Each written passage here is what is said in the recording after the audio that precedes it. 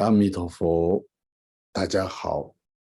今天呢，我们在荣宗佛教平台上一起聊一个不一样的内容。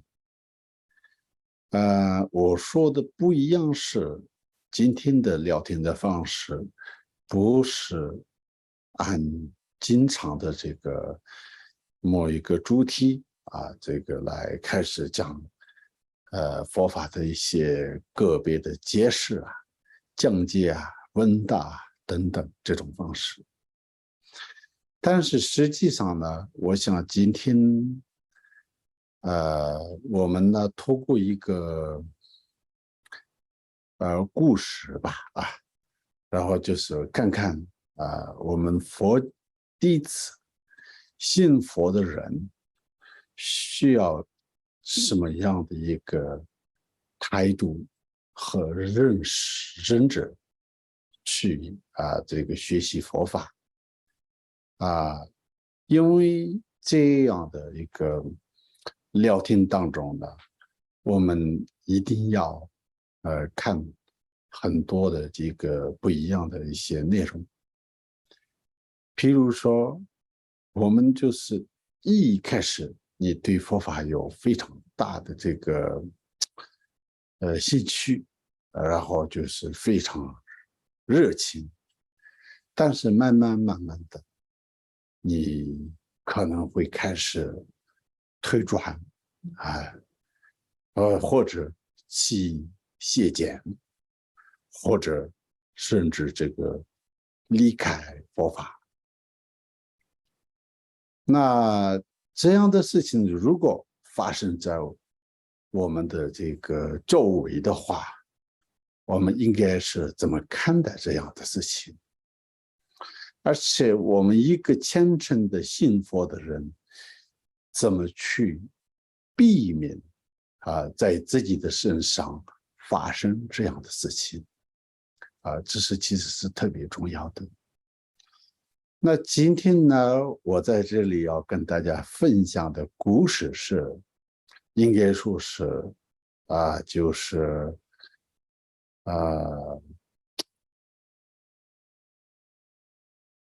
十几年前，甚至应该是20年前左右的，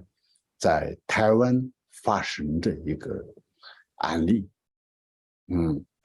这个案例呢，其实也并不是说是佛教徒这个说出来的，而且是一个基督教的这个教会和他们的相关的杂志，还有各种平台，非常怎么说大量的这个宣传这个事情，而且呢，当事人他们也就是直接出来讲话，而且觉得这是一个非常光荣的一个事情。那他们是谁呢？他们是原本是非常虔诚的一个佛教徒，后来变成基督徒的，就是这样的一个这个两位一对夫妻。那本身呢，我今天并不是要说这一对夫妻变成基督徒有什么错的，因为这个对错不在意，我说了算。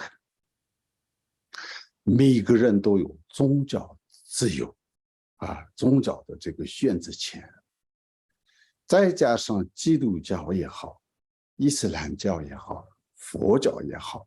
都是在这个世界上的3大宗教之一，有大量的这个信徒，就是成千上万个人的精神的一个寄托。所以呢，我们没有权利说是哪一个是怎么样，这个是不是我今天要讲的重点？另外一个呢，每个人的因缘也是不一样的，所以呢，如果一个虔诚的佛教徒变成基督徒，我个人觉得这也是正常的一个事情。为什么呢？这个并不代表佛法有什么错的，但是每个人自己的因缘就不一样了。所以呢，就是本身就是这样的发生事情呢，可以发生在任何的宗教当中。就像我所知道的这些佛弟子当中，也有很多根深蒂固的家庭背景也好，个人的就是各方面就是有这个天主教和基督教背景的人，后来变成这个佛教的这个信徒，还有他们就修学各方面就可能有了杰出的这个成就啊。也现在呢，其实我们也就是可以就是知道很多非常有名的一些这个佛教的这个法师或比丘或这些喇嘛里面也有曾经他可能是非常虔诚的一个天主教或基督教有这样的不是一个两个，尤其是现在这个藏传佛教界在西方非常著名的有一些这个西方认识后来成为这个佛法的这个老师或者这个佛法的这个出家人当中，也有曾经他们都是这个天主教或基督教的背景的。那我们作为一个佛弟子，当然我们也非常随喜他们来这个学佛或成为佛弟子的这样的一个事情。但是同时呢，我们也经常没有说是，你看他变成佛教徒，等于是基督教不好，唯一是佛教好。我们不是用这种方式来就是做比较的。因为现在这个21个世纪呢，实际上应该是宗教都要和睦相处，彼此要这个发自内心尊重的这样的一个时代。所以呢，我们就是我个人也有基督教背景的、天主教背景的，有各种各样的朋友。所以呢，一般的这个土地上呢，我们都可以有这个一个很多的共同点。所以呢，其实是这个互相尊重然后就是互相的也就是自己各方面的该学习的部分，就是由自己去学习和修行，然后不干涉其他宗教，而且更不讲其他宗教的好坏这也是我觉得是非常重要的一个事情。所以我今天呢，在这里并没有要谈基督教的本身的教义。第一个，因为我是这个佛弟子，学习佛法的人来讲的话，应该要更加的尊重其他宗教。第二个呢，我也不了解基督教和天主教和其他宗教的很多教义的内容，所以我没有什么资格评论说他们是好或不好的。但是我自己是一个佛法的一个信仰背景的人来讲的话呢，我有权利解释佛法的东西，因为实际上我也有一定程度的这个修学的背景，所以这个部分是我可以说是我有一定程度的发言权。但是今天我要讲的重点呢，也不是就是说这个我个人来讲什么这个主观的东西，不是这样的。但是我觉得曾经这样的一对夫妻，非常虔诚的这个佛教徒，后来变成非常虔诚的一个基督徒这是为什么呢？这个我们也就可以讨论一下。因为这个本身是已经在 YouTube 上各方面大家都已经也讨论过的一个话题了。那就是这样要讨论的话呢，先我们要去了解一下这位夫妻的背景和整个的这个变化的人生的一些过程。而且这个我呢不能用别的方式，就是我们按照他们自己的这个亲自这个讲述的这个影片的内容，用来就是做讨论。那么我在25年这样子之后，事实上我是不可能成为基督徒的信仰，因为我跟法师是生活在一起的，法师的生活习惯，法师的林林总总的，我几乎跟他们就像自己的亲人一样，很亲。可是神很奇妙的，神竟然拣选我一个那个不大懂事的女儿。我那女儿她小学她到美国去读书，她也不懂什么道理，什么经都没有读。他只是去读一个天主教的学校，然后他回来跟我妈妈讲，妈妈，他们天主教每次吃饭都要祷告。我说，那你要祷告，你就念阿弥陀佛就好了，你不要跟他们祷告啊，你就念你的佛号就好。但是那个属灵的带领很奇妙，神在这个地方有一个他的作为，就让我的女儿在天主教学校这样子慢慢的认识的一个祷告跟一个这样子的一个信仰生活。那后来呢，我女儿呢，她就认识了一个基督徒的我的女婿。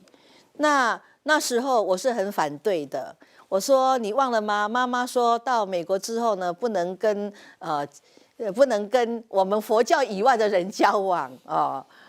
而且呢，最好那个对象还会念《金刚经》。因为我们不能做一个打卡的佛教徒，要真正的是修行的佛教徒，所以还会念《金刚经》才可以。我说你难道忘记我跟你这样讲吗？好，妈妈，可是他讲了很多理由。后来我就想说，好吧，我们佛教徒比较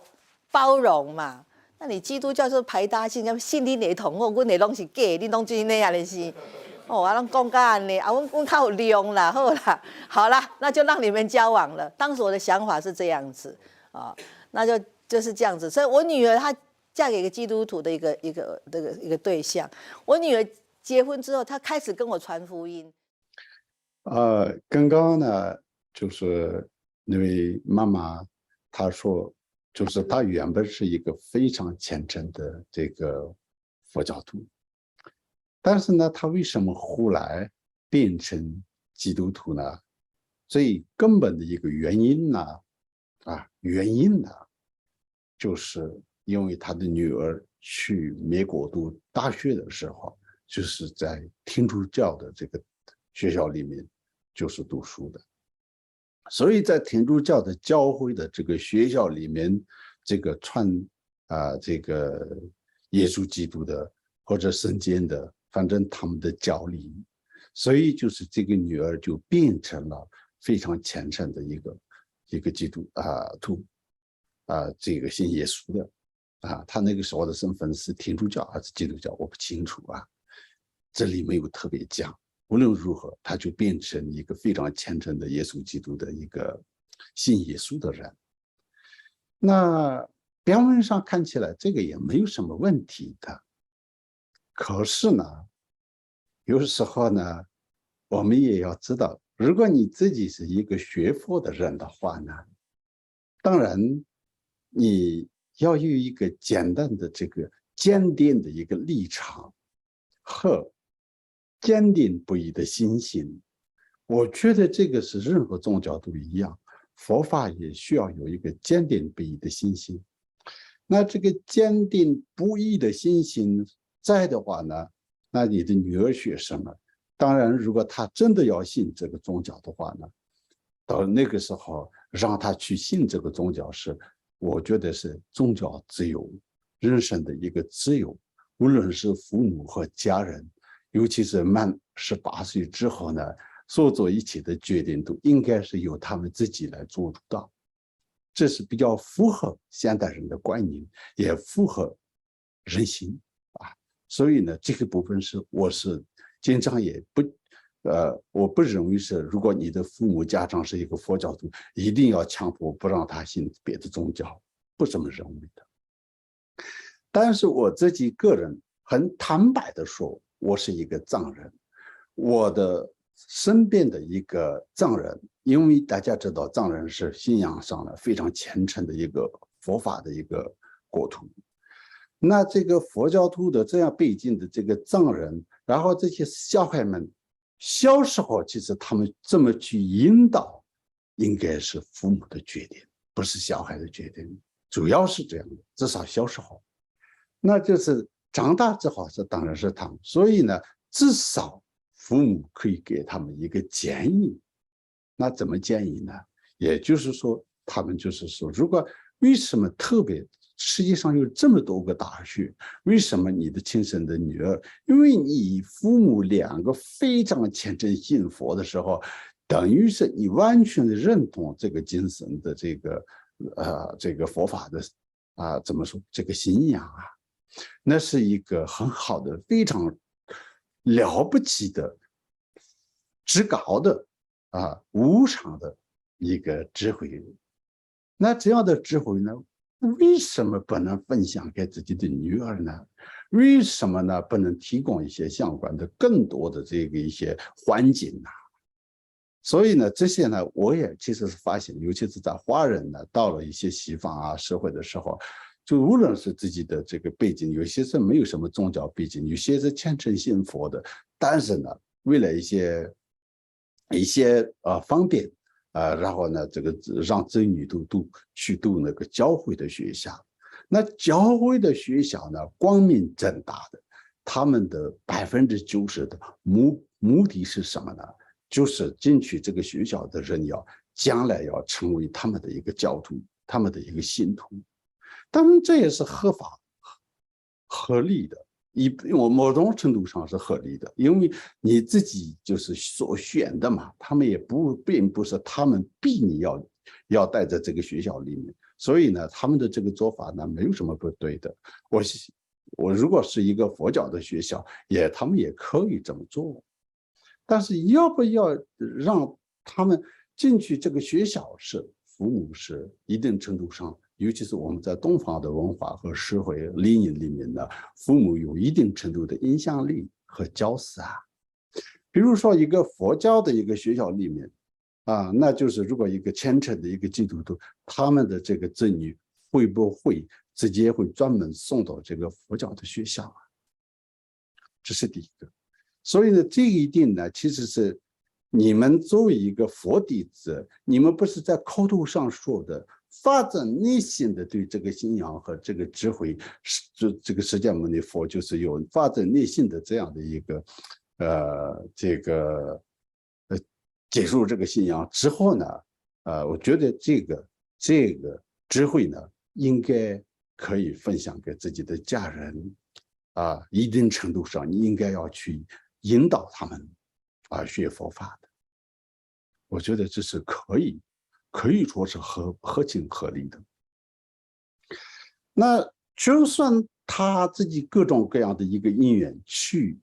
其他的这个教会学校或者教会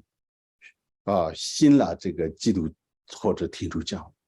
没有问题，就是他们的事情 OK， 我们可以这么说。但是呢，为什么他原本是你劝他，明白吗？你劝他，你应该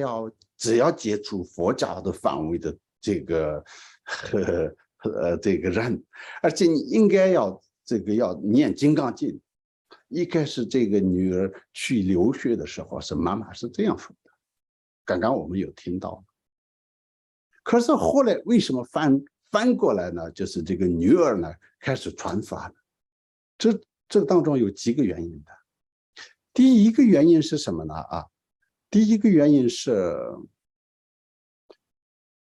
为什么你没有站住自己的这个立场？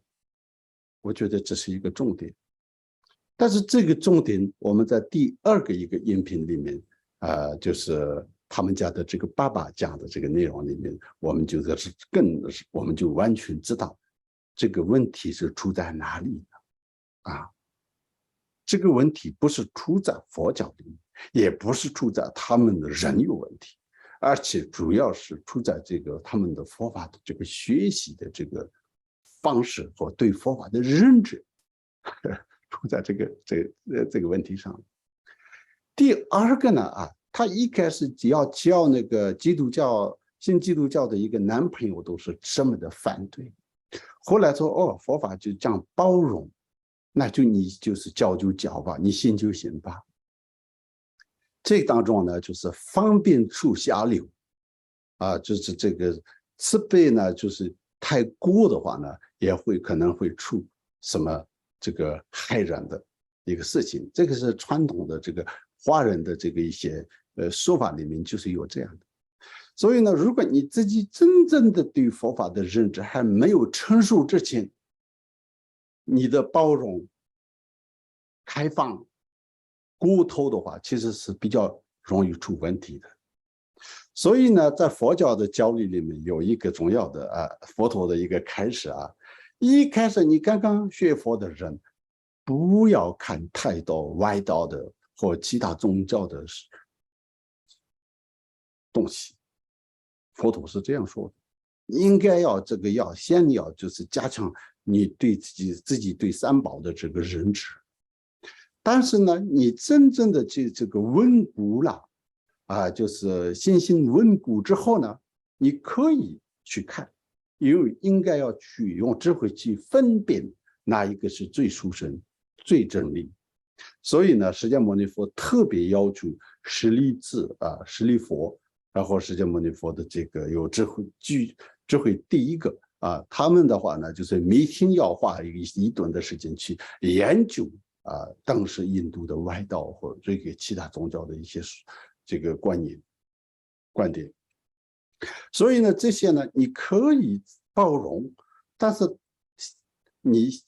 包容和接纳其他宗教融合和之前呢，你一定要先要自己的这个宗教的这个方面呢，要一定的这个认知和成熟。我觉得这个也是蛮重要的一个事情，这是第一个。第二个呢在这里出现一个问题呢，确实是我不是说是整个的这个基督徒，但是一些个别的这个基督徒呢，我自己也曾经遇过很多的然后呢，就是他们是比较有这个，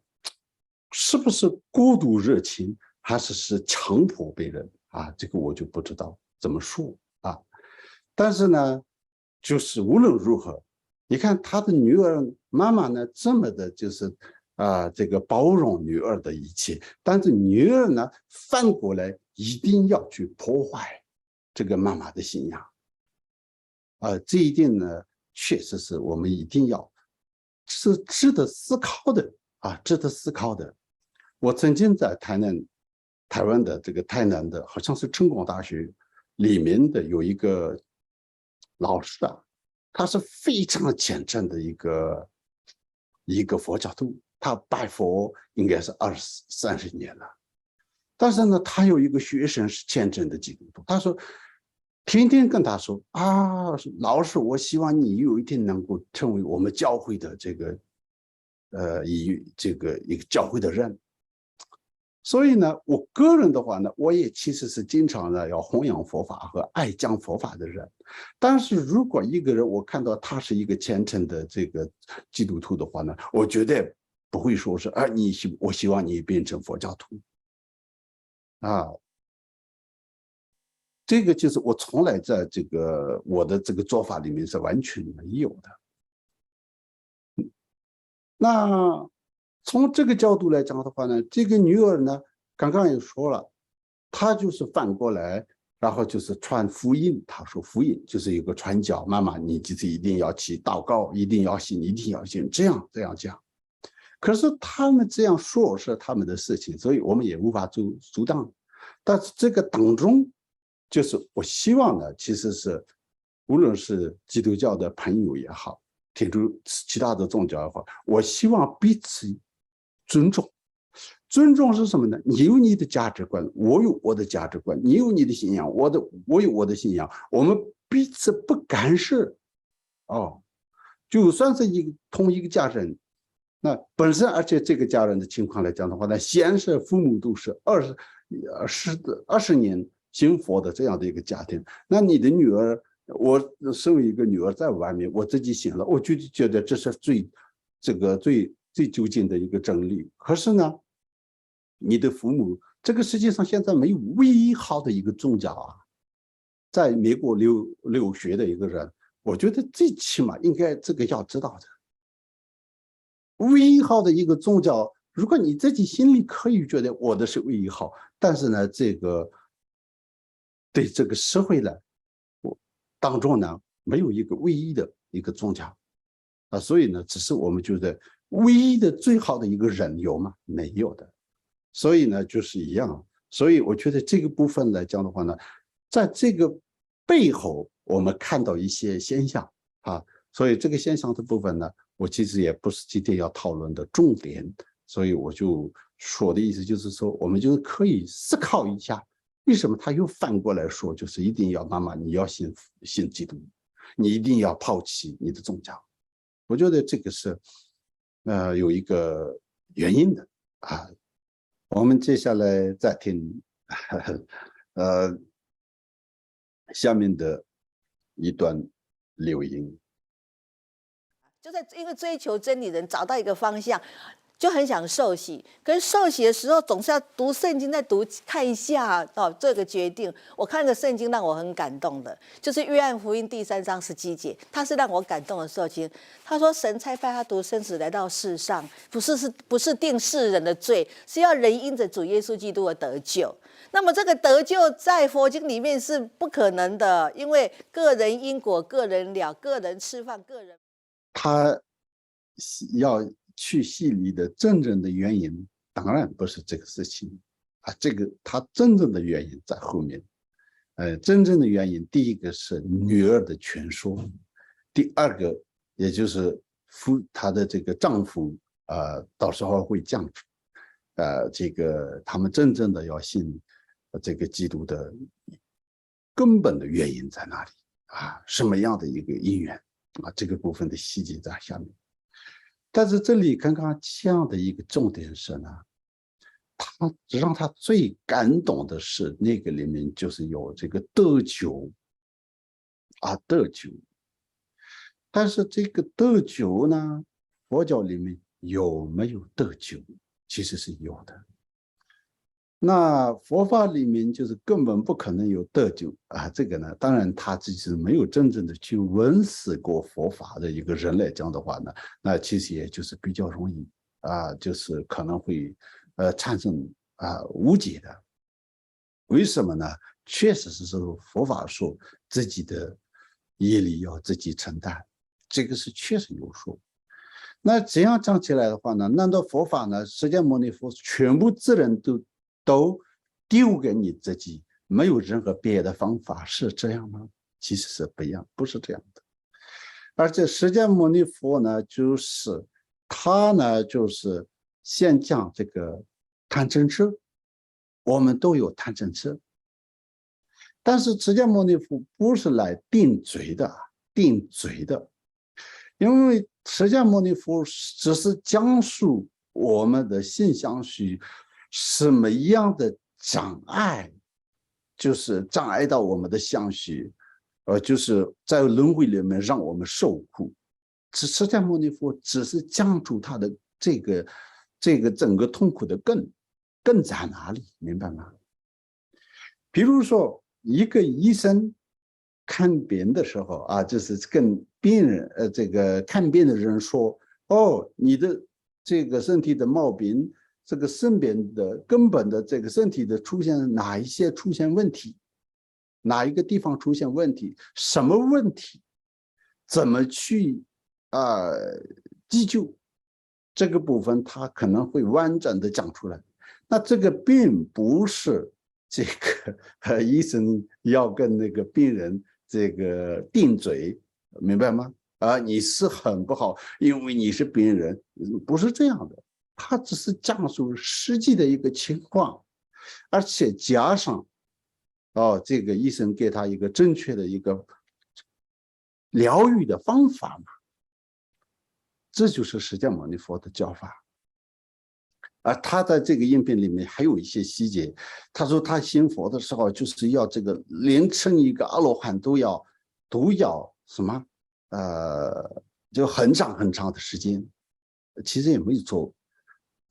佛经里面并没有说是所有人都一死了就是可以得永生，这个方面和天主教讲的绝对是确实是不一样的。天主教呢，你这一生信主，要不然上天堂；你不信主，就下地狱了。但是天主教里面并不是说是完全没有自我的要求啊，对自己没有任何其他的要求，只要信主就可以的话呢，其实呢，这个主呢，如果是他有平等的一个慈悲的话呢，他应该要就是对众生都是一样看待，一样要让他们的永恒呐、永生。为什么一定要我对你很忠诚，我才可以救你啊？这个也就是非常有时候是这个就是想不通的一个问题。但是我对这个内容没有很细节的研究，所以我就也没有什么结论啊，就是不敢下什么结论。但是这里有一个重要的是佛教呢，这位女士她也说了啊，她说佛教里面讲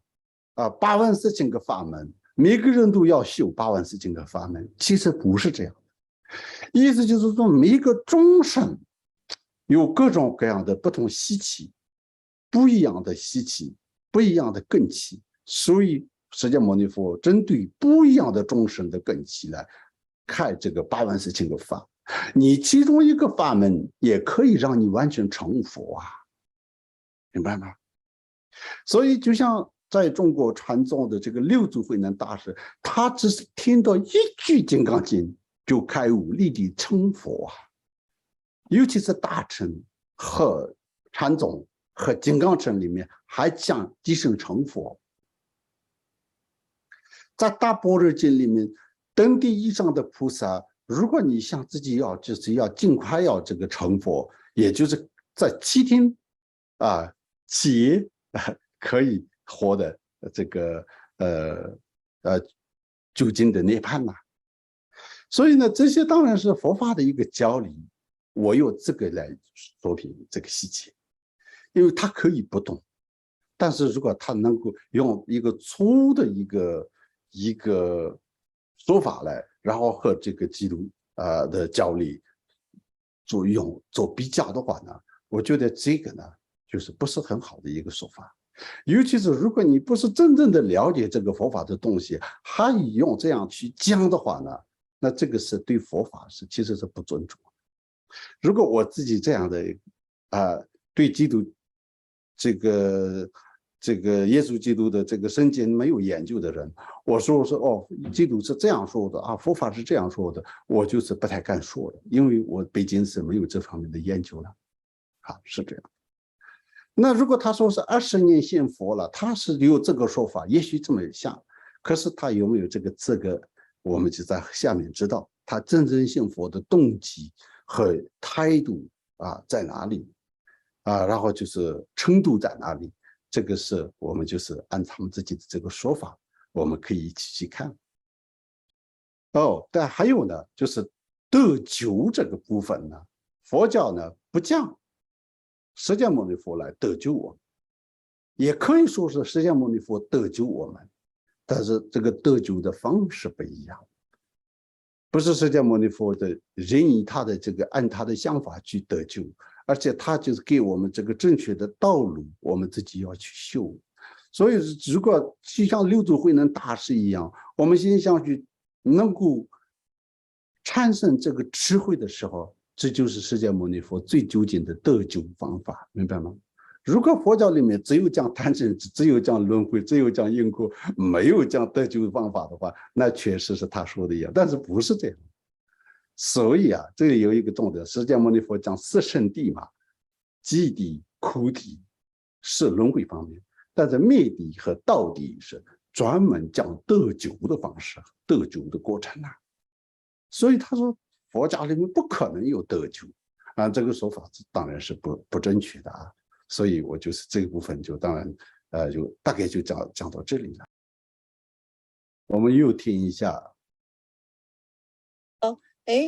你们家不是有很多偶像要除吗？听说有很多偶像，因为我以前在追求佛法的时候是用我的生命在追求的，所以我们家5楼那些佛堂的偶像，并不是去买现成的，是请那个南投的那个盖庙师傅，然后拿那个 Hinoki 的木头，然后就雕刻雕刻，那雕刻那个三尊像小朋友这么大一尊的，就站着那种叫做立佛哦，就三圣西方三圣的立佛。然后也有很多都是我参加法会，我去参加到处法会，有很多的很珍贵的那种的所谓的玉呀、或是水晶的佛像。因为做功德主，所以就特别好的，就是那些最好的，就拿回家供养这样子。那我想说，我要受洗的牧师说我们要除偶像，那牧师就找一个时间，请长老执事到我们家举办个圣别礼拜。那因为偶像是在5楼，所以我那天就请个卡车在楼下，这种吊卡车，一样一包一包的吊下来，是一大卡车，因为那些的柜啊，那些天花板的龙凤板，整个都要拆呀。然后邻居以为我要搬家，我说我不是要搬家，是这些偶像要拿去火化。我哈，我啊你，伊讲啊你摕去烧，啊你哎哟，你啊咧戆大哦，你唔知这会出代志哦。伊讲啊无你这好，唔好烧，无这送我好话咧。我讲拢唔好，拢唔好。我讲阮圣经咧讲，我圣经在讲约翰福音第8章12节说，耶稣基督就是世界的光哦，世界的光就光照，就没有。跟随耶稣基督走，我们就得到生命的光，并且不在黑暗中行走。我讲这种是耶稣基督会光赢过家，才去烧掉，较清气想安尼。后来我就想到，以前在佛法里面有一句话，就是本来无一物，何处惹尘埃？本来就是没有这些东西嘛，本来尘归尘，土归土嘛，本来就是没有，我们不会惹到一些什么事情。事实上，在以前的师父开示也是这样子，所以我那时候是非常非常的平安，把整个偶像拿去烧，然后我们的长老执事他们很保护我们这个家，讲你拢唔好来看哈，因为去烧。我听说他们烧了一整天8个小时，还烧不完。这个短路啊，我其实看了就是对心里的感觉很复杂啊。为什么呢？他这里呢，就是有2件事情。第一个呢，他自己呢，就是我们在这一直烧一直烧，哦，烧8点钟烧不完了是。啊，包括那个玉佛我都拿去，那星云法师送的玉佛释迦我都摕去烧了是。OK， 所以这个里面的这个内容是有2个内容，一个是他就是因为信佛之后，这个信耶稣基督之后呢，这些牧师他们说你家里有偶像，你应该要处理。那这个是什么意思呢？就像有一些贩毒啊、卖毒的时候，他们不是有一些暗号嘛，就是一样的。然后就是意思就是说，你家里的这些佛像应该要就是所有的这个要丢掉、烧掉、清掉。然后呢，这个清的方式呢，就是要直接去烧掉了。可是他说这个里面有包含了星云大师送的玉佛像，还有一些最高级的木头做的这个小朋友一样这个西方三尊等等的，很多有，甚至有经济价值啊，各方面的一个社会的一个，它是一个文物啊。你不信佛的人来讲的话呢，这些是一个文物。这些扫掉其实是很难想象的，为什么呢？就算你真的不信佛教了，那你说这个谁需要，我就可以送给这个一个寺庙，或者就是换给这个原来的这些师傅啊，或者捐给一个博物馆，或者一些什么一个单位，或者一个佛教组织啊。因为台湾本来是一个佛法的天地嘛，谁不会想要或者不恭敬这些佛像，而且用卡尺，然后就是一个一个吊饰，然后就是从5楼，然后就是搬到卡尺上，然后就是一个一个去烧。他讲这个部分的时候，还特别去他们这个整个全场都觉得非常好像一个孙女那种打仗的时候的那种一个胜利一样，就是特别的开心啊！我觉得真的没有这样的一个必要。我个人呢也是佛教环境，我也看过很多类似的这个其他宗教的东西啊。我们从来不会这样对待其他宗教的生命，或者这个他们的书籍啊，这一部分是确实是就是难以理解的。因为啊，我们有一个案例是，以前塔利班他们执政的时候，在阿富汗这个全世界最大的大佛呢，就是全世界都劝他们不要毁掉，可是他们去这个炸掉了整个的这个佛像。这个事情应该发生在也差不多的也20年前，这两个事情发生的时间也差不多是一样吧啊。反正无论如何，这个全世界知道的。但是呢，现在就算是中东的很多的这个，巴基斯坦呐，其他都是这个出土的很多的佛法的文物，他们直接放在这个博物馆里面，然后就是这个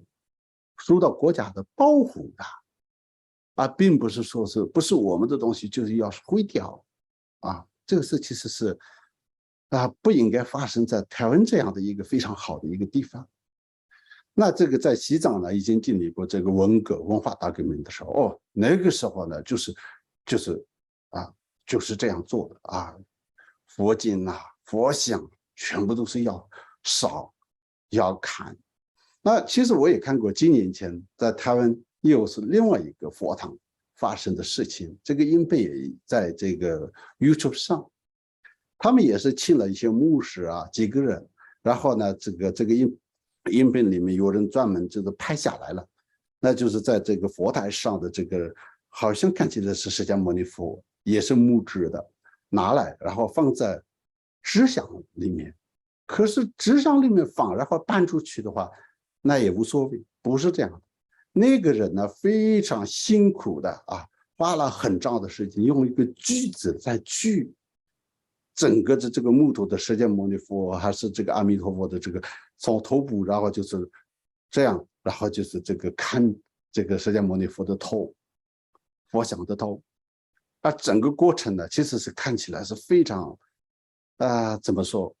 这个是一个非常无法理解的行为或者这个就是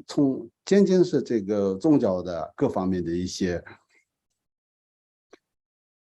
彼此尊重的立场或这个文明的这个一个生活来讲的话，其实是我们一般人是很难想象这是第一个。第二个呢，这位女士她说，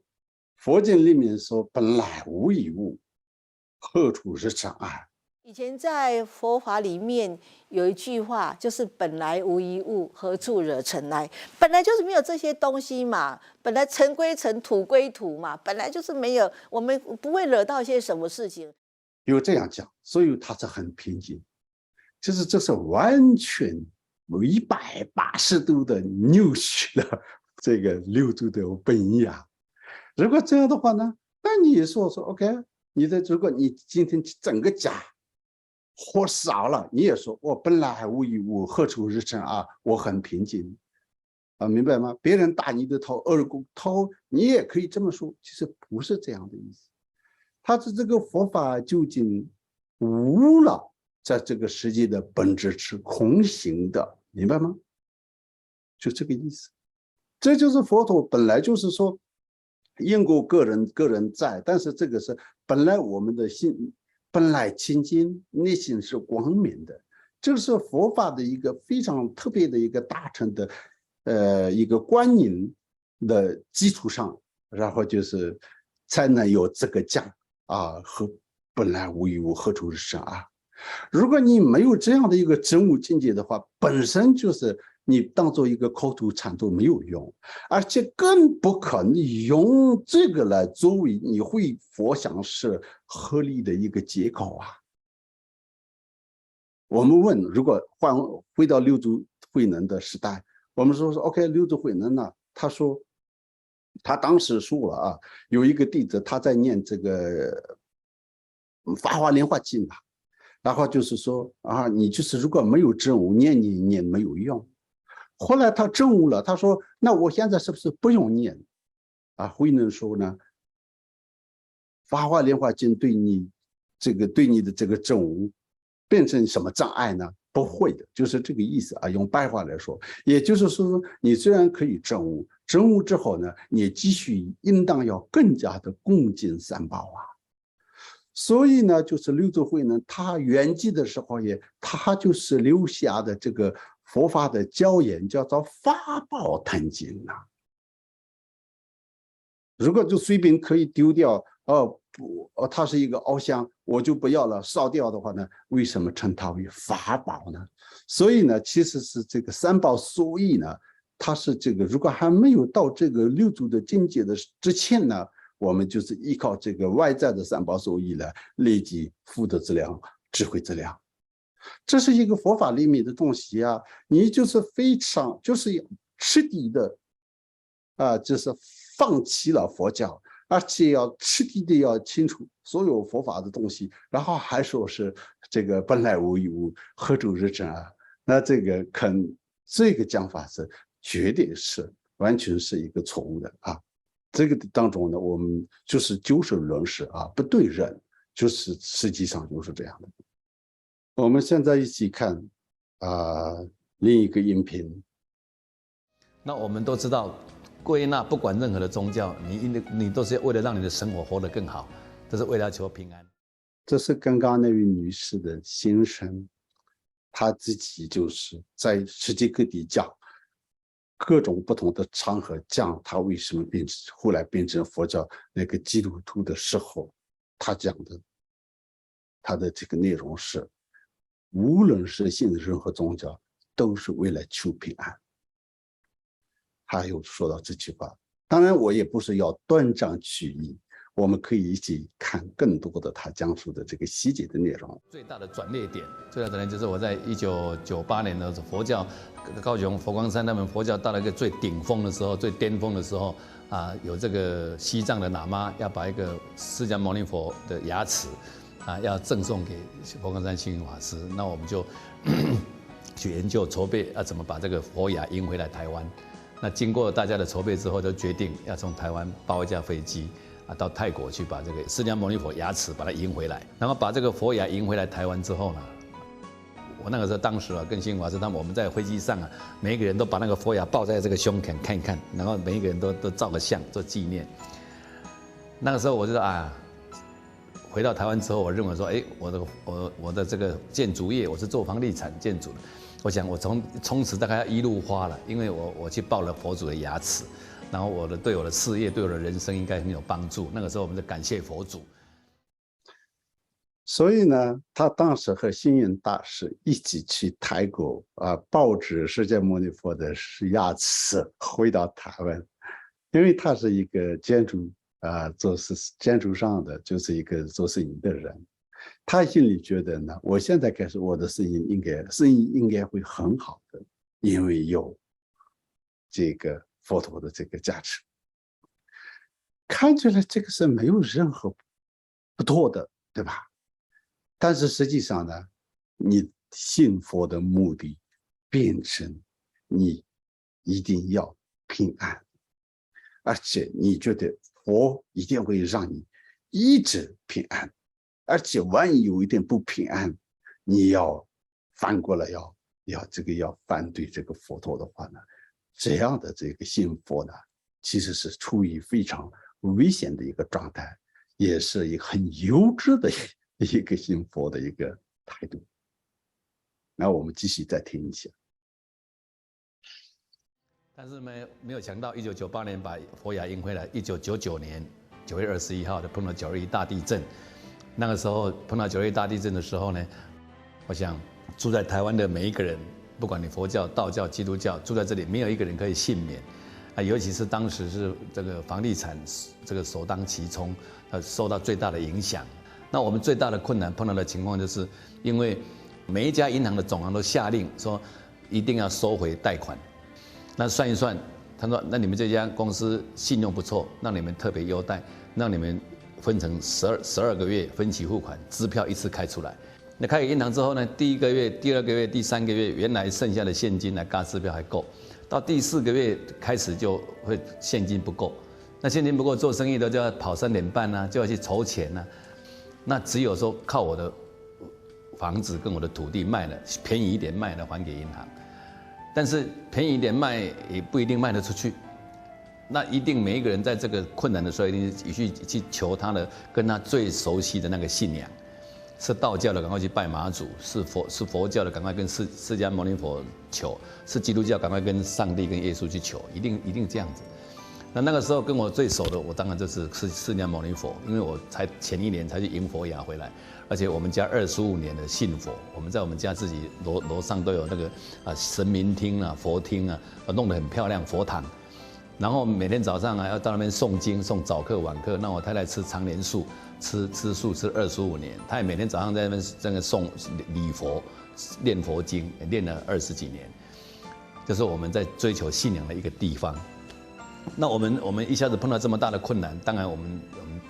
当男孩子的就会想说，我自己亲自到佛祖面前跪着那边礼佛念佛，阿弥陀佛，阿弥陀佛，这样的应该会比较有诚心、有诚意，我的土地、我的房子才容易卖。结果呢，我每天早上我不会念佛经啊，我就拿那个佛珠最大串的那个108颗的，每天早上我就在那边阿弥陀佛、阿弥陀佛、阿弥陀佛，来练1圈呢要半个小时，然后晚上再练1圈呢，就晚课要半个小时，为了这样我的土地、我的房子赶快卖一卖来还给银行。这个我们就听了呢，其实呢，我想也不是要批评那个先生，他现在应该是一个牧师那要是什么呢？我们自己作为佛弟子的，一定要知道这样的这个信仰的方式是迟早会出问题，而且这个不是佛的问题，是我们的信仰的品质的问题。再加上呢，就是我们应该要真正的对佛法要一个客观的一个信仰的一个看法。所以他第一个他说是无论是信什么，都是为了目的是什么呢？就是要求平安。第二个呢，他这个921大地震之后，在台湾的整个经济、整个这个银行他们的这个做法有所改变嘛。在这个改变当中呢，他就是要还银行的贷款什么的，然后他要求佛，他觉得我最熟悉的是释迦牟尼佛，所以要求佛。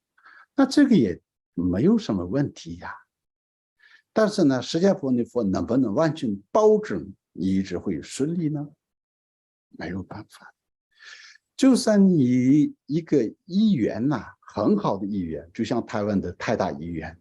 或者是什么医院，很好，而且医生可能有一个非常著名的医生，可是他们如果受到的病人都100%能得救吗？他们给的药都100%对所有人能够起到作用吗？不一定。有一天你不能起到作用的时候，你怀疑它不是药，这个医院不好，然后你要去炸掉这个医院吗？这不是正确的一个说法，说不过去的。所以呢，他开始紧张的，他要求佛。那个时候他说他不会念经，这是他自己亲口说的。所以呢，虽然是他是有钱人，虽然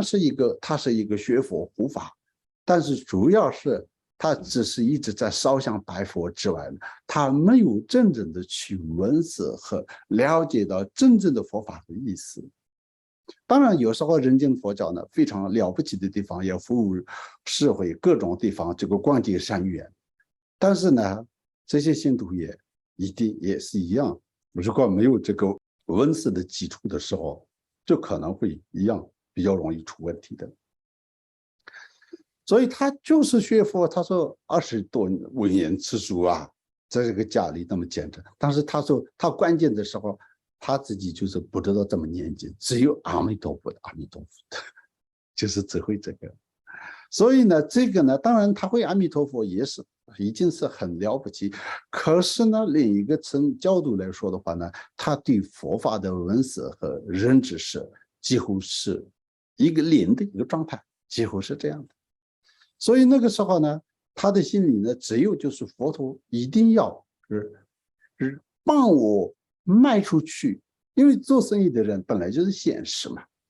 所以呢，佛教这个他就是这样想。其实这个和我们有时候传统佛教呢，就是有一些烧香拜佛啊，和道教啊、佛教都有这种习惯，可能会这个也会一定程度上导致了他的这个产生误会的一个原因了。但是真正的佛法教义的当中呢，这些呢根本不是重点。释迦牟尼佛当初初转、二转、三转法轮的时候，他传的是法印。释迦牟尼佛真正的教法的内容呢，不是说这佛陀来帮你，你求佛，然后就是卖生意。就算是释迦牟尼佛帮忙，但是呢，就是如果你自己的福报不够的时候呢，也外在的力量呢，没办法让你完全100%的圆满。所以呢，这个和你自己的各种业力有关系的。就像我们一个很好的药，对你的身体里面的这个疾病有真正的能有帮助的一个药，你就吃了，不一定能够产生效果。为什么呢？如果你的身体是太虚，其他的整个的营养啊各方面无法就是支持的时候呢，光吃药是不一定能够治好嘛。其实是一样的道理啊。但是没有关系，我们今天不讲这些细节。但是主要是他呢，就是那个时候拜佛的时候，他不会念经，只念阿弥陀佛。但是他的目的是什么呢？他觉得我赶快要卖出去我的房子。那个想法一般来讲没有什么。但是呢，如果你没有别的全面的一个思维理解佛法的时候，你就得就是说一就一，二就二。如果你今天卖不出去，就像赌博一样，然后我不信你，用这样来就是要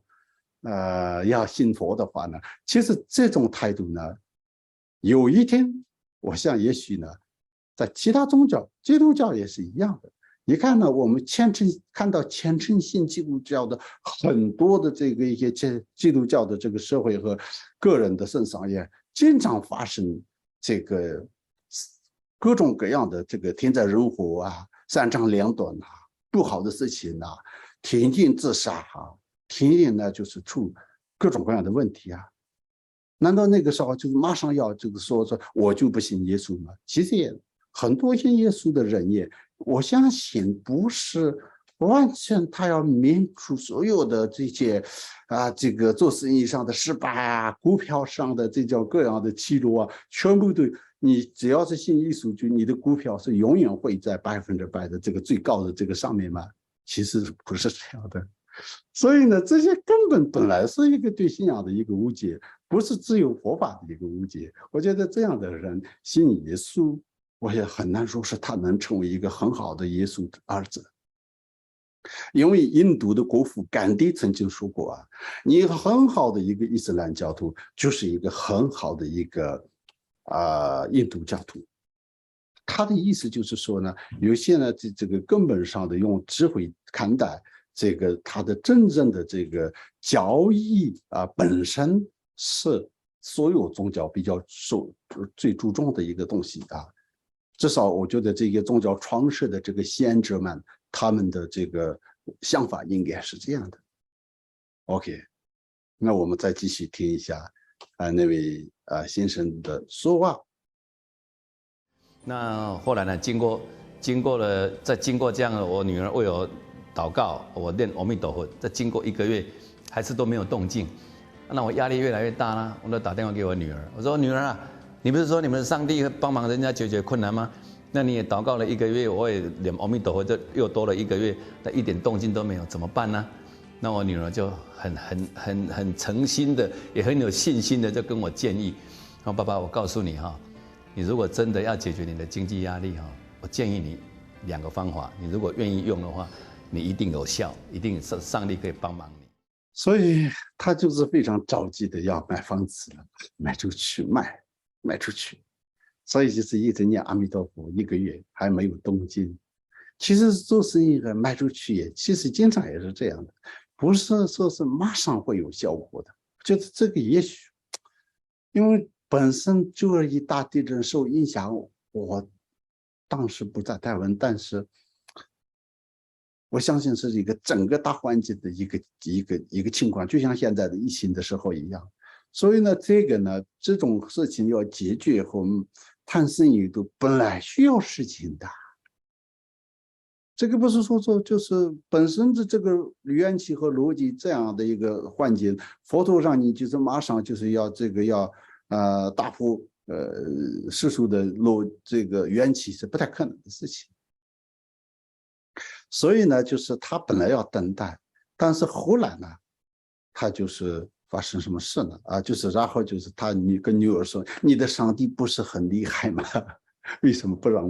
不帮我解决问题？那意思那个时候就是开始他已经在动摇了啊。一开始就是他就是希望女儿的上帝也来帮忙，然后女儿呢就是很有信心，然后就是跟他说，我觉得这个是我们佛教徒也有时候是自己的信仰，不是做什么事情，不是要多长的，对自己的信仰、自己的这个所信的这个智慧的内容，你先要有充分的了解，然后要有自信，然后要光明正大的，然后能够说出你自己的这个正确的这个立场，而且这个各方面要非常坚定。所以的这部分呢，我觉得也是这个基督徒他们他们的对信仰的态度，我是很佩服的。这个女儿的这个他没什么问题的，他就是这样说的啊。既然是爸爸也希望他来帮忙，那女儿就这样说是没有任何问题的。那一开始呢，女儿一直劝他们，尤其是劝妈妈，然后就透过妈妈也动摇了爸爸，这就是女儿一开始的这个做法。那现在呢，就是已经是到了这是一个。他们就是刚好有一个机会了所以就他们在继续祈祷。台湾祷告，美国的土地也在卖，3个月卖了很多的房子，很多的土地。那这样的经过3个月之后呢，我们都是知识分子，就会去思考，说为什么我在佛教25年，我付出那么多时间，付出那么多金钱，积了很多功德，为什么我跟佛碰到困难的时候，跟佛祖求一点动静都没有？那为什么我在基督教里面，我1分钟没有去过教会，1毛钱没有奉献过？为什么我这样祷告的白白的得到赏赐？一定有它的原因存在。所以我就认真的去读圣经。那圣经读了以后，发现原来基督教才是我们真正的一个信仰。结果我就慢了3个月以后了，我就打电话给我女儿，我说女儿啊，我看这个世间上真的是有一个看不到的这个灵界的圣灵在垂听我们祷告他一定很爱我们，所以爸爸本来是留守拜佛祖的，我现在也不敢留守拜佛祖，我也跟他用电话连线决志。所以这一点呢，他跟女儿一起祷告，3个月，再经过3个月卖出房子了。我觉得这个一般的做生意的逻辑来讲的话呢，如果是我觉得马上你今天祷告了，你这个明天卖出去了。那也可以说是，佛教徒可能说是一个巧合，他觉得这是一个很奥妙，可是不是这样的。原来他也有这个七星三宝嘛，然后自己也去努力因为他是一个做生意的，可能会就是用各种方法去在推销，或者要去卖可能会透过中介等等，那就是透过3个月才卖出去的。其实这个逻辑上呢，其实是。这个是一般正常很多的房子，也就是3个月，因为那个时候可能会整个情况会有一些转变嘛，因为这个疫情后的慢慢就是一些整个情况的一些转变呢，或一些过程呢，3个月不是疫情那个地震的受影响的，这个3个月来讲，这个是这个说法是我几年前也就好像看过这个影片，那个时候觉得反正3个月卖出一些房子呢，觉得就是这个逻辑呢，我们是这个藏族人西藏呢，就是从小也受过这个逻辑上的比较严密的训练嘛，所以呢，这个就是好像有一些漏洞，或者有一些听起来还是不是那个说服力那么强但是没关系，这是他自己的这个一个节度嘛这是我们应该要去尊重的。但是它本身这个信仰的体系里面，信佛一定要这样帮忙解决问题啊，不帮忙解决问题就是啊，然后就是他觉得这个上帝帮忙，可是福报也是我们其实是看不见摸不着的，而且你自己的虔诚具有福报的情况下，佛菩萨的加持也是看不见摸不着，它是逐渐是接着各种的因缘才是成熟的，就像种种子一样啊，今天种下去不是明天看到的，明白吗？而且可能3个月后才看得到的，那个不是昨天那一个人在那边撒什么东西才有出来的。因为他的意思就是说，比如说你3个月种下了一个种子，但是呢，就是倒数几天前，不是4个月你种下了种子，但是呢，在前面的另外那个1-2个月，你就是可能会就是浇水啊等等。当然，这个浇水的人也可能有功劳，但是这个根本有可能在更早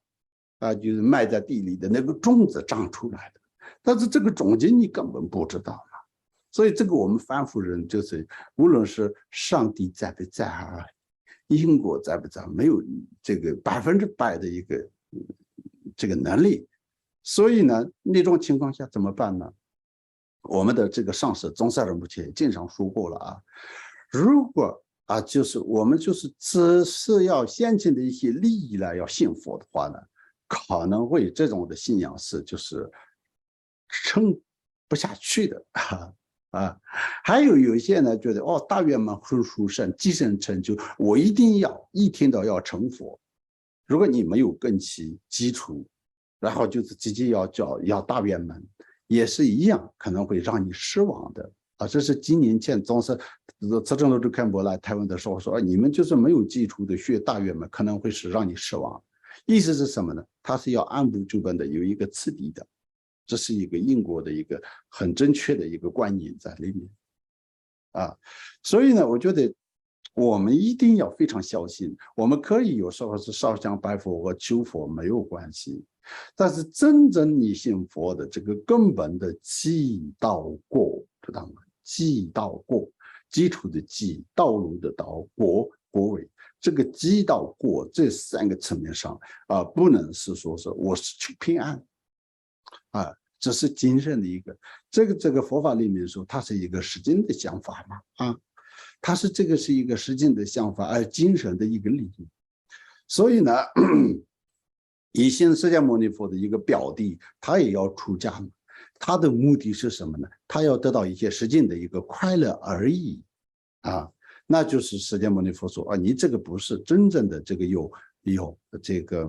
出离性的啊，只是能够证得涅槃的一个这样的一个思维去学佛，你的这个学佛的方法是不是很正确的？当然呢，我们现在呢这个用佛法的教理了，你现在犹豫啊、心情啊、各方面啊，然后就是痛苦当中呢，我们用佛法的智慧去帮忙，这是最重要的。再加上你一些念经啊、持咒啊等等，就加持是没有问题。但是你要知道，这是一个佛法的一个学佛法的一个功德的一部分啊，并不是学佛的终极目标。这样的话呢，你就是比较全面知道啊，无论是怎么样啊，你就顺利或不顺利，你怎么对待你的信仰，这个比较有一个客观、理性、全面的一个认知和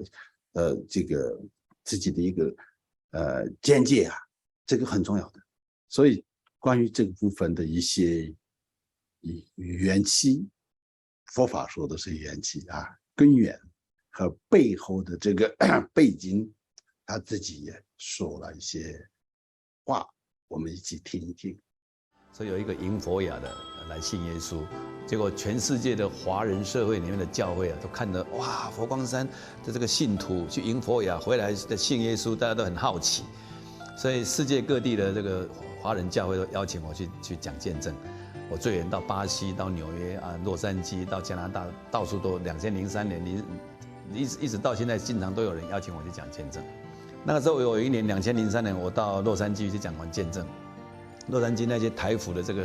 个长老执事，他们这些都是40年前从台湾到美国去留学的那一批人，现在都70几岁了。他们关心台湾人的信仰，所以他们在1997年的时候就有一个计划，要回来台湾设100间的教会。结果呢，我从2007年开始呢，就接他的这个台湾的这个执行长，帮他在台湾设教会。那我刚开始接的时候是全台湾整个23间教会。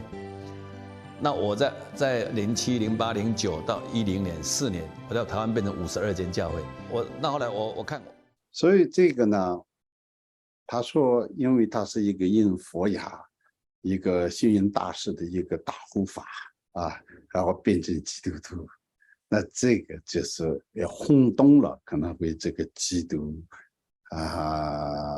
教会的这些华人的这个教会啊。结果呢，他也受了很多邀请去各种地方站。他去洛杉矶，在美国的时候，他说那边有一些过去40年前从台湾去留学的一些70多岁，他们很关心台湾的信仰啊。这个呢，话当中呢，就是说，其实他们意思是什么呢？就是说，他们的认知当中，台湾可能是处于很黑暗的一个状态啊。这个其实也不是我猜的啊。以前呢，我看过一个香港的一个教会，他们的现在应该在吧 Google 里面我们应该看得到，他们写了一个文章。这个文章里面呢，他们说他们去喜马拉雅山区的一些贫穷的地区传教啊，还有透过青海去西藏传教。他说，西藏传教最难的一个地方，是因为他们是福报太浅了，他们那边是太黑暗了，所以就是没有办法真正的去接受上帝的这个爱，或者这个什么主的什么福音。所以这个也是他们的认知了啊。可能其他宗教也有类似的想法吧，但是用行动来这样的就是直接就是有计划的去执行的比较少。比如说西藏藏传佛教弘扬到西方全球，只是一些个别的上师啊，他们去西方，甚至一开始自己在打工啊，只是自己在拼，但是后来慢慢就是别人就是这个上面照他们。就像我自己这样的一个小人物，现在住在一个欧洲这个洋人的一个环境里，我也是，我就是他们就是本身有学佛的背景和对佛法有兴趣的人跟我说要讲一些佛法，我是很乐意去听。但是呢，如果他们是那边有教会的话，我从来没有想过或没有说过说你们是很可怜很黑暗，你们的信仰的问题很严重，我觉得很可怜，我们应该这里是只有在佛法的信仰。其实我是没有这样想。但是他们40年去的时候，他们觉得台湾非常关心台湾的信仰问题。那这样的话，因为台湾本身是信仰最兴盛，尤其是最包容，尤其是这个说白了就是道教和佛教的信仰和这个资源和这个佛法兴盛的一个地方啊。他们不缺信仰，就像有一些共产主义的国家，就是比如说他们就是没有信仰，因为我们可以这么想。但是台湾有信仰，很好的信仰，信仰都很包容一起啊。为什么要关心信仰呢？这个呢，话中是有话的啊。那这个关心的时候，他们是要100个这个教会啊。然后后来2017年从那个这个先生他接这个执行长之后呢，就是一口气就2-3年就是多了几十届啊，就他大概是分享了这样。那这个过程当中，也就是我们觉得佛教呢，就是有时候是太随意啊，有时候呢佛度有缘人啊，所以呢就是一开始就是不关心自己的这个佛法。因为佛法是这个世界上的一个非常了不起的一个智慧的传统啊，这个是绝对可以说。所以它是就像一个伊斯兰教和基督教一样，应该也可以传承下去了，不能用另一个宗教和他们来，然后就是谁就是王没有这样的，尊王的这样的一个选择，应该两个都可以占。所以原本如果佛教这个兴盛的地方的话呢，本来我不太认为是一定要很关心这个信仰啊，但是如果关心他们的事情，我们也没有任何权利。但是我们佛法呢也不能太，就是这个佛弟子们呢，也就是不能太懈怠啊，应该要对这个三宝和佛法呢，就是也要好好的要这个弘扬。但是这个弘扬和这个佛法，尤其是我看到一些佛教徒和佛教徒之间呢，里面说那个是最正确的，那个是最正统的，那个是最高尚的，我们可能会一直在讲这个事情，但是呢，实际上呢，就是整个佛法，释迦牟尼佛的这个教法，四圣法，那就是我们整个的，无论是南传和藏传、汉传，就是要共同的这个佛法。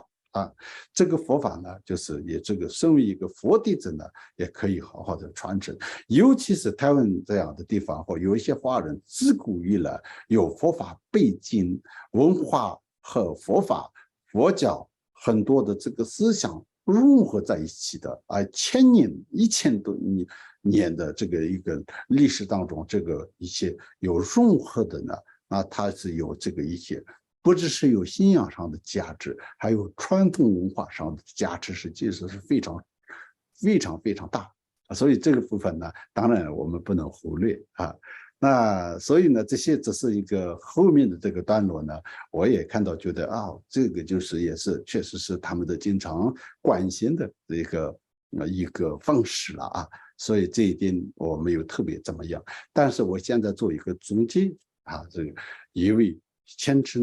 自称是虔诚佛教徒，我相信一开始是虔诚的，这个后来为什么变成了？因为他们的学佛一开始的目的是什么呢？为了求平安，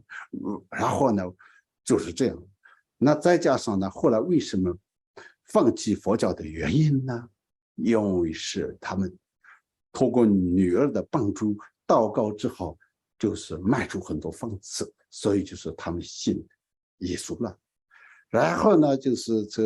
而且这个呢，有3个月的时间，然后慢慢的迈出去的。其实实际上用我的语气来讲，但没有关系他觉得是很快。可是呢，他就是求佛1个月，等阿弥陀佛1个月，觉得很漫长。然后呢，就是这个再祷告3个月，就是很快这个也是，就是我觉得这个因缘和有时候人的一些思想的转变那个也是一种也是一个业力。所以就是可以理解的。另一个呢，就是我觉得比较不认同的是这些处理佛像、凹像的这种方式。其实我家也有2尊，一个是度母，一个是观音。但是相对呢，这些那个观音的主人呢，他的家里的儿子信基督了，他一直跟妈妈说我不要留，然后呢，妈妈不知道怎么办就是托我保管吧，就是送给我了另外一个是一个度母，他说那个也是一个华人，2个都是华人女子然后那个他说他本来是信佛教，应该是藏传佛教吧，就是这个尼泊尔请来的很好的一个佛像。后来呢，他的先生是一个信耶稣基督，所以呢，他就是要求他要改他的信仰。然后呢，就是佛像不知道怎么办，透过一个朋友专门送到我这边。我觉得这个也是还算是态度就是至少有一个尊重的态度而是发生在澳洲这样的地方。可是台湾这么佛教兴盛的地方，一个人这样的就是这个1天1夜烧佛像，还有直接用锯子来看这个佛像，这种都还能够包容这个佛教的慈悲吗？还是佛教不太会保护自己呢？这个我们的佛弟子们什么样我不知道，但是我并不是说是要和他们要起冲突，但是至少我像现在这样只是一个不尊重的行为很理智的，就像他说很和平的一个心态，然后就是跟他们要非常直接的说出这种做法这其实是不太好最起码这是一个破坏一个文化的一个产品就像光从文化的层面来讲的话呢，现在有一些西藏的唐卡，它就会变成一个国家级的国宝啊。就像台湾的这个龙藏经啊，它是一个台湾的这个，虽然它是藏文，并不是汉传佛教的啊，是藏传佛教的，但是它是佛教的，所以在台湾的故宫博物馆里面，它是一个国宝啊。所以呢，这些呢都有文化上的价值，有信仰上的价值，有历史上的价值，也有它的材质啊各方面的经济的价值。所以呢，这些不应该用这样来处理，而且不应该为这个他感到骄傲啊！这些是其实是我们这个要真正的这个世界上的佛教和所有宗教要一样的，要为这个现在这个不平常的这个世界里面要一起要生存，在地球上来到这个地球上一起生活的来讲的话呢，我们不需要有这么的一个极端的这个手段来对待其他的宗教和这个信仰的这个东西这个是我的一个最后的一个呼吁。我在这里呢说一个补充，刚刚这些成为基督徒的人对待这些佛像的这个事情呢，我觉得也应该不是所有基督徒的一个态度。因为我现在人呢，其实是住在这个耶稣信仰作为自己的历史和文化背景的一个西方国家，但是他们的日常生活当中呢，很多人对佛法是非常尊重的，而且非常喜欢佛像的很多人。我经常看到在这些洋人的花园里，也看到很多的这个放在佛像放在那边，因为他们觉得这样这个环境会变得更美、更和平和谐的这种感觉，并不说是这是他们的信仰，但是至少没有任何的敌意了。这是第一个。第二个呢，就是有些呢住在我们附近的认识的，他们也很少跟我们谈到他们的信仰和我们的信仰怎么样的那种比较，而且反而呢，他们对佛教是特别友善的。但是反过来现在这个有一个现象呢，这个韩国人呢，这些亚洲人，尤其是韩国人还有华人呢，就可能去了西方留学，然后变成这个信耶稣基督后，好像反过来要冲着这个传统文化，比如说拜观音拜土地公还有拜妈祖拜阿弥陀佛种种都他们觉得是很有问题。还有这种世世代代传下来的这种祭拜这个祖先的这种牌位各种都他们觉得这都是一个邪念，然后他们特别积极，特别激动。但是我觉得应该不需要这样，尤其是佛教也好，道教也好，在身为一个东方人，尤其是华人1000年的这个历史的岁月当中这些信仰也逐渐成为了一个文化的一部分。无论在我们的一些语言里面、生活里面，甚至菜单的这个名字里面，挂在办公室里面的这些很多的这个花毛笔写的这个东西在博物馆里面的，在教这个课的一个地方的书籍当中、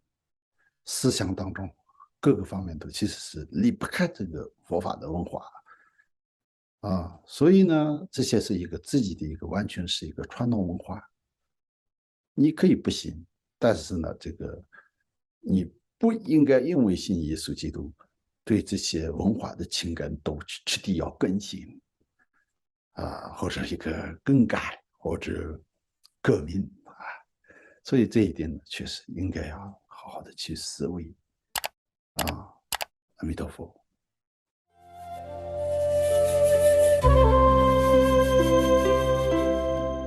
Namo Garbe Namo Buddhaya